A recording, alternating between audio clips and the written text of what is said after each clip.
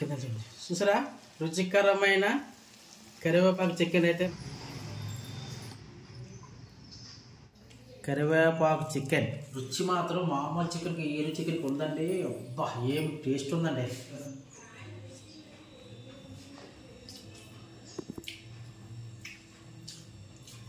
అనుకున్నట్టుగానే అబ్బా తినే కొద్ది తినాలనిపిస్తుందా. Hi hello welcome back our channel friends. ఎలా ఉన్నారు? అందరూ బాగున్నారు ఫ్రెండ్స్. నా చేతిలో అయితే కరివేపాకు ఉందని చూసండి. ఈ కరివేపాకుతో ఒక రెసిపీ చేయబోతున్నాను. కరివేపాకు ప్లస్ చికెన్. మీకు అర్థమైపోయిందా? కరివేపాకు చికెన్ ఫ్రై కాంబినేషన్ అయితే ఈరోజు అయితే మనం కర్రీ అయితే ట్రై చేద్దాం. మరి వీడియో అయితే చివరిదా చూడండి. నచ్చితే ఖచ్చితంగా లైక్ చేయండి. మీ సపోర్ట్ అనేది చాలా అవసరం. ఓకే ఫ్రెండ్స్, లేట్ చేయకుండా ఈ కరివేపాకుతో ఏం చేస్తారు అనుకుంటున్నారా మీ సీన్ గారు? చూడండి. అయితే మరి ఈ కరివేపాకు చికెన్ కి ముందే కావాల్సినటువంటి కప్పు వరకు కరివేపాకు కావాలి.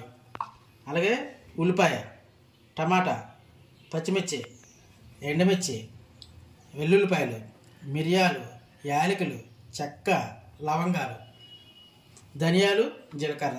ఇవి ఈ యొక్క కరివేపాకు చికెన్కి కావాల్సిన ఇంగ్రీడియంట్స్. ఇప్పుడు తయారు చేసే విధానం అయితే చూద్దారండి. ముందుగా స్టవ్ వెలిగించుకొని అందులో ఒక కళాయి పెట్టుకోవాలి. ఒక 2 స్పూన్లు ధనియాలు వేసుకుంటున్నాను. అందులోనే లవంగాలు, చెక్క, మిరియాలు, యాలకులు కలిపేసుకుంటున్నానండి. బిర్యానీ సామాన్లు కూడా వేసుకుంటున్నాను ఇందులోని. అలాగే ఒక 5-6 ఎండుమిర్చి, ఘాటైన ఎండుమిర్చి తీసుకోండి, పర్ఫెక్ట్గా ఉంటుంది.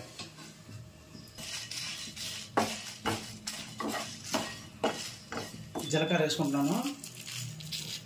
రెడీ చేసి పెట్టుకుని ఈ కప్పుతోటి కరివేపాకు కూడా వేసుకుంటున్నాను.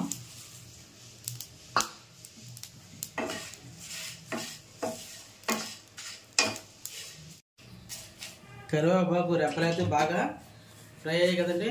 ఇందులోనే ఒక 5-6 వెల్లుల్లి రెప్పలు కూడా వేసుకుందాం. 1 నిమిషాలు అయిన తర్వాత స్టవ్ ఆఫ్ చేసుకొని పక్కన పెట్టేసుకుందాం. చల్లారిన తర్వాత వీటిని మిక్సీ పట్టుకోవాలి.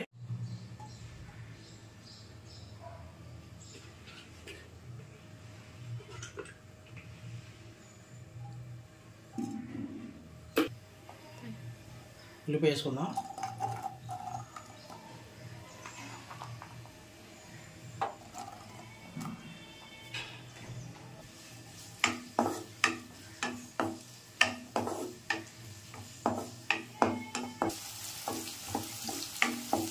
ఉల్లిపాయలు ఈ విధంగా కొద్దిగా లైట్గా వేయించుకుంటున్నాను. వేగించిన తర్వాత సాల్ట్ వేసుకుంటున్నాను, పసుపు వేసుకుంటున్నాను,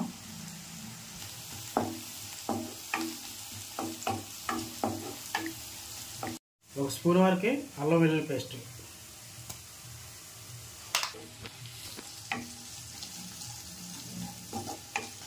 బాగా ఫ్రై అయిపోయిన తర్వాత ఇప్పుడు నీట్గా కడుక్కున్న చికెన్ కూడా ఇందులో వేసుకుంటున్నాను.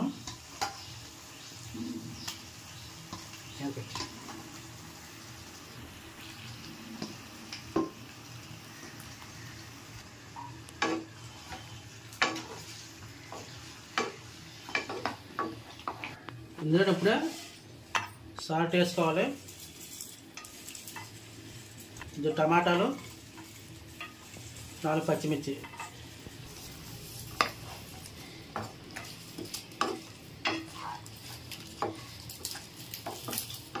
మొత్తం మసాలా పట్టించిన తర్వాత ఒక 2 నిమిషాలు మూత పెట్టుకుందాండి. చూసారుగా వాటర్ మొత్తం దిగిపోయిందిగా. ఒక్కసారి ఈ విధంగా కలుపుకొని చికెన్ కూడా మంచిగా ఉడికిపోయింది. మనకి పెద్ద ముక్కలు ఉండేవి చిన్న ముక్కలు అయిపోయాయి.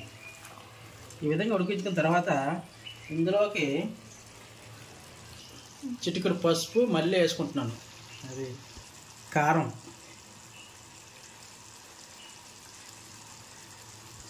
మిరియాల పొడి, గరం మసాలా,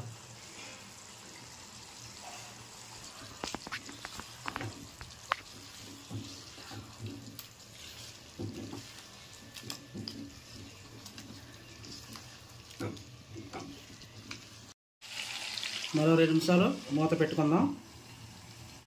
ఫుల్గా అయితే వాటర్ దిగిపోయింది. నాకు వాటర్ అవసరం పడలేదు. మీకైనా వాటర్ అవసరం అయితే వాటర్ కంపల్సరీ వేసుకోవచ్చు.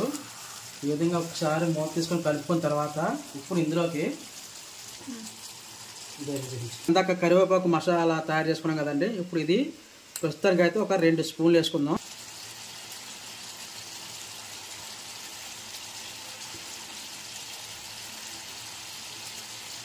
ఒకసారి మొత్తం కలిపేద్దాం.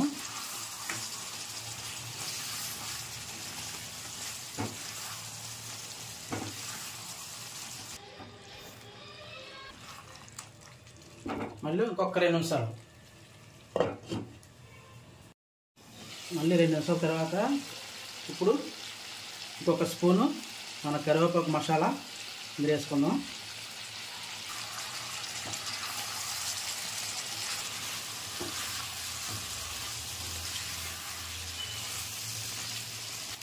మనకి కర్రీ అయితే రెడీ అయిపోయిందండి. ఫైనల్గా అయితే కొత్తిమీర జల్లేసుకుందాం.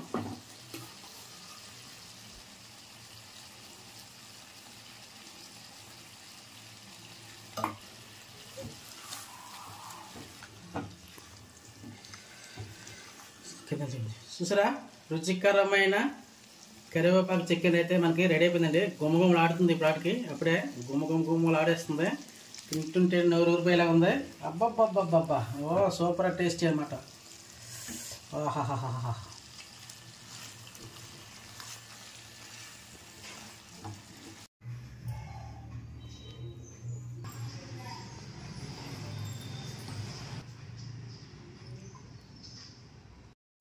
కరివేపాకు చికెన్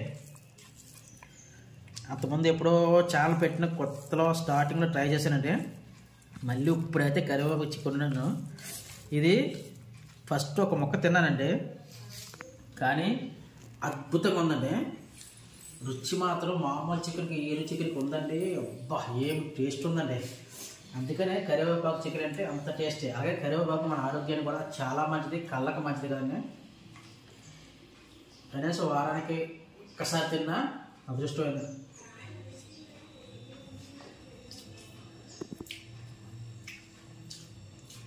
అనుకున్నట్టుగానే అబ్బా, ఫ్రై కరివేపాకు చికెన్ ఫ్రై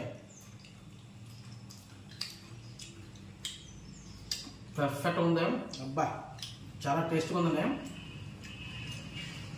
మనం దాన్ని ఏమంటారు, కోనమందు మా సైడ్ కోనమందు తయారు చేస్తుంది. అది తయారు చేసి చికెన్లో వండుకుంటే ఎంత టేస్ట్ వస్తుందో అంతగా డబల్ టేస్ట్ ఉందండి.